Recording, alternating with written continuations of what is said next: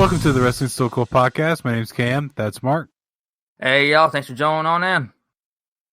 All right. Since we don't have an interview, we're going to hit you with the socials first. You can follow us on Twitter at WrestlingSCool. Go ahead and hit them with the rest. For Instagram, it's at Wrestling Still Cool. At TikTok, it's at Wrestling Still Cool 90. You can get us on Facebook, Wrestling Still Cool, and there's also LinkedIn at Wrestling Still Cool. You can get us on email at WrestlingStillCool@gmail.com. All right. Thank you for that. So, how you been, dude? Been all right. Rain sucks. Yeah, I understand we had a little rain last night here, and but today's been pretty nice day. A little more breezier out here in East Tennessee, so it was nice to bring a little coat for a little jacket there to kind of keep myself a little warm. It was a nice weather today. Getting that spring weather, it's been nice out, except for the pollen. Allergy season is here, and I know it's rough down there too, down in Florida. So I know it's a little rough. And I seen that message you had there. I put it out there. That title belt, man. You're a new AEW World Champion, aren't you? Well, I'm not. Master Chief is. I have a bookshelf that has Master Chief from Halo on it, and he's wearing it around his helmet right now. Okay. Yeah, I seen that. You texted me. Like, I laughed my butt off with that thing and had to send that out on our social media pages, but that was hilarious. To be honest, I thought I found it. We went to a store because my youngest son's birthday is coming up, and they actually had a bunch of WWF figures, WWE figures, and then they had the AEW belts there. And I'm like, well, that's weird. That I'm gonna grab this, but I wonder why they don't have any of the action figures. They had 3 spots for the AEW action figures, and they're all sold out. Oh wow! Yeah, man, that's interesting. Wow. And it's nuts. And mentioning the weather a little bit, we had a tornado warning the other night. Really? Yep. Wow. Dang. And that's how to love storms in Florida.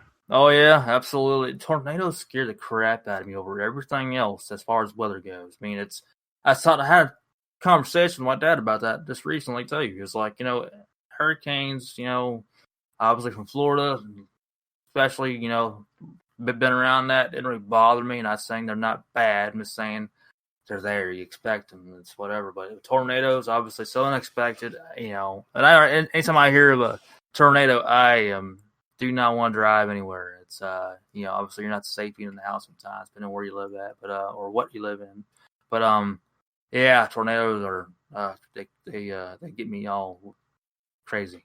Get the willies off them, man. See, for me, I think it would be kind of funny if right when a tornado hits, you're playing like an 80s radio station and you hear, "You spin me right round, baby, right round," as the tornado hits. That'd be crazy. I would be like, it's just a moment there. It's like meant to be, but you don't want to be in. That's crazy. Yeah. You ever talk about tornadoes? You ever rode that Twister? Not really ride, but Twister. The ride though in Orlando, the theme park. I don't think so. I don't think it was there when I went. Really? Okay. I went to that years ago a few times. Man, that thing's crazy. Y'all ain't been there and seen that Universal Studios. It's a reenactment when they were at the drive-in theater. It's crazy. It's cool. But I just it's a tornado. I just came to my mind. I will never forget when I went to Universal Studios. Jaws was still there. And on the Jaws ride, you're riding on that little boat, and the mechanical Jaws pop up every so often. The first time that son of a bitch popped up, it was right next to my seat. You did a good change of shorts. Nah. With being like, I don't remember how old I was. Probably like 12 or 13, but I remember jumping, and they're like, "Well, why were you scared by that? It doesn't even look real." I'm like, okay, well, this is the first time it popped up, and it did it right next to me.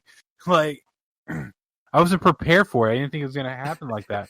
I did like the King Kong ride when we were there. Oh, yeah, that's cool. Yeah, like King Kong ride. Yeah, that was interesting. That was fun, too. Absolutely. At Jaws, it got me a few times when I was a kid. I was like, it was, of course, as a kid, I didn't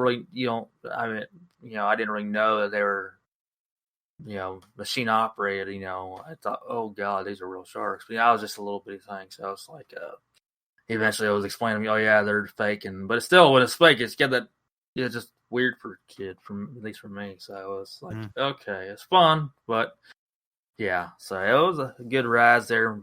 So, but nothing beat Back to the Future though. But that was my forte. I was upset when they got rid of that for the dang on Simpsons. I know you're a Simpsons fan, but yeah. Well, mainly from when I was a kid. I haven't really watched it much lately. I've watched the old episodes with my son, but that's it. I understand that, but Lately, huh? lately TV has been wrestling stuff and Yeah, that's pretty much the late same night here. shows. Late night shows. Oh, yeah. What like you mean late night talk shows? Talking about? Yeah, so I record them, and I'll watch like only certain parts of it. So like I've recorded like Late Night with Jimmy Fallon, or I think that's called the Tonight Show. But then they have like Late Night with Stephen Colbert, the Late Late Show with James Corden and Seth Meyers, and usually it's just because I want to hear the punchlines and stuff like that. And some of them are very funny.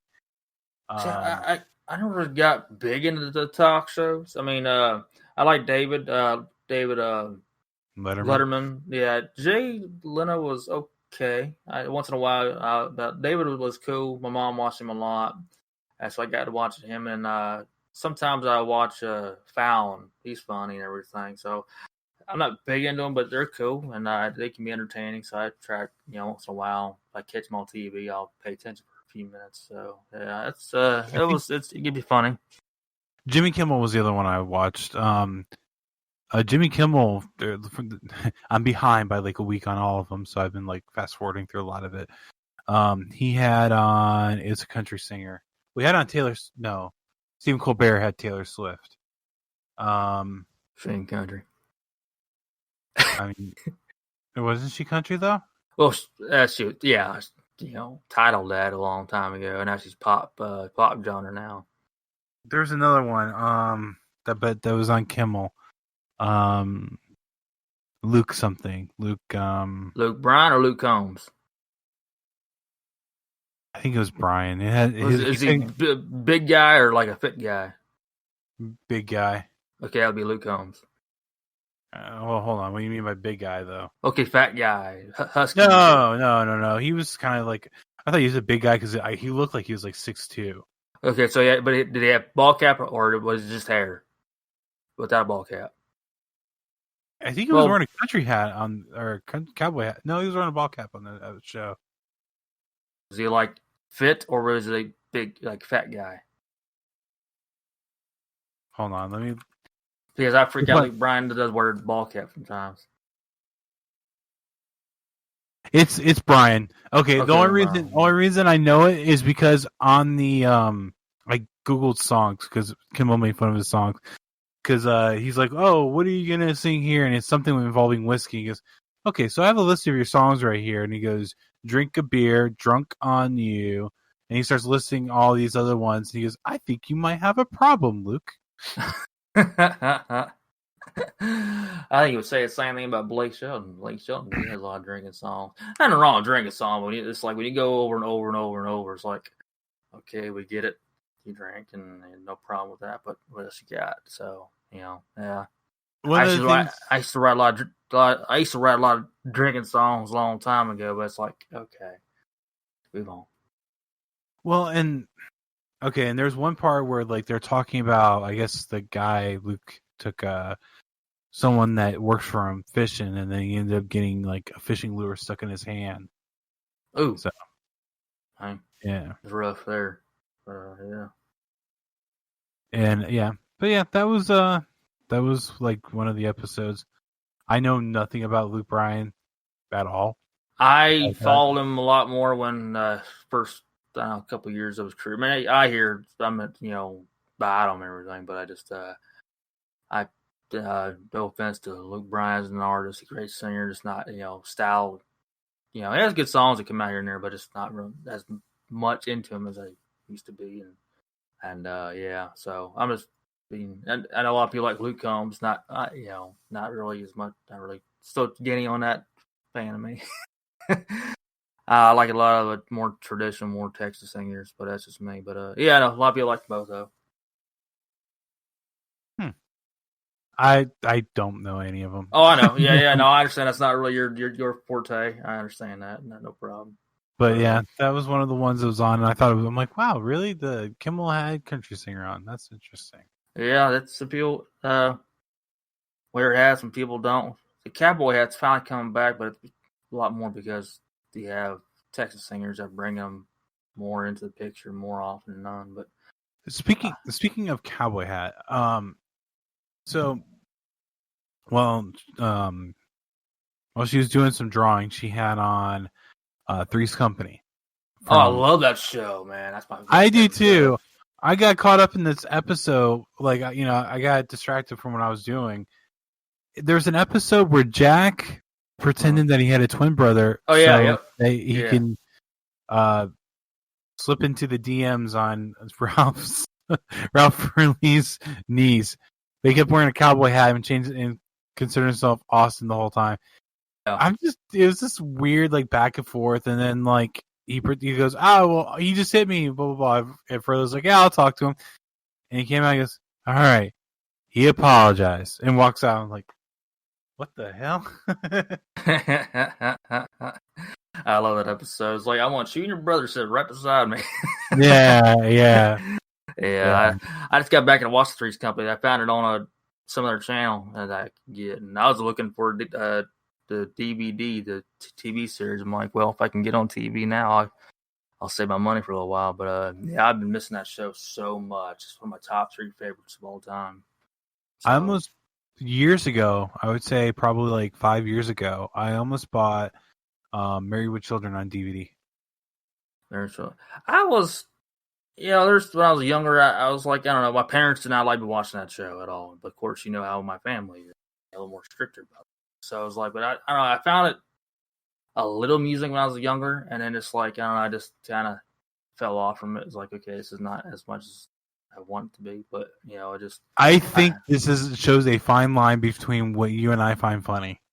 Mm-hmm. I thought it was funny for it was okay, but it's not as like, I guess, funny as like, okay, years went by. I was like, okay, it's not my favorite show. It was never my favorite show, but that was like, it just kind of like had some moments in there that was cool, but it was just something that was different. There's very few sitcoms that will have me like stop what I'm doing and pay attention to it. But Married with Children's up there, Seinfeld's up there, and like Three's Company's up there. I don't. Yeah. That's like the stuff that I like. For some reason, I always like the stuff that kind of pushes the envelope a little bit. Oh, I know. Yeah, your sense of humor is a little different, obviously, than mine. But it's we all know it's not a big problem or anything. But it was all right show for it was different for its time. Something with Three's Company. Yeah. And to get back to wrestling, did you get a chance to check out Stone Cold's thing on A&E? I was able to check it out obviously it was aired last night. But I saw the first hour of it. I think it was up to the point when he won the King of the Ring, and then I had to turn it off because it was already late as can be. So I'm gonna finish up hopefully tonight or tomorrow. Tonight I gotta watch a little Raw too. You heard though where he talks about how he came up with the promo that Austin 316, right? Yeah, I recall him, getting word from Michael Hayes about the promo he did, and it's Jake the Snake, and so I was watching that part what Austin was talking about that. Yeah, at one point when he said it, then you see Hayes' reaction. Yeah, and Hayes said it was like a rocket ship went off immediately. Mm-hmm. And then like it cuts to Triple H, I'm watching this on TV, and it's like, oh man, that could have been me. He goes, but I wouldn't have cut that promo. Yeah, at least he'd be honest about it too, because if it was, it was meant to be. That's what obviously you said. It really did something. Obviously, skyrocketed Austin something else with that promo, and his gimmick was already there. I didn't see that pay-per-view live, but I seen on VHS tape. Not even that long after that, so I was like, man, at that age and at that moment, is like, man, that's a pretty dang crazy promo. So it was like, my family didn't like it very well, but so it's funny. It's funny you mentioned that because when they're talking about Austin shooting up in popularity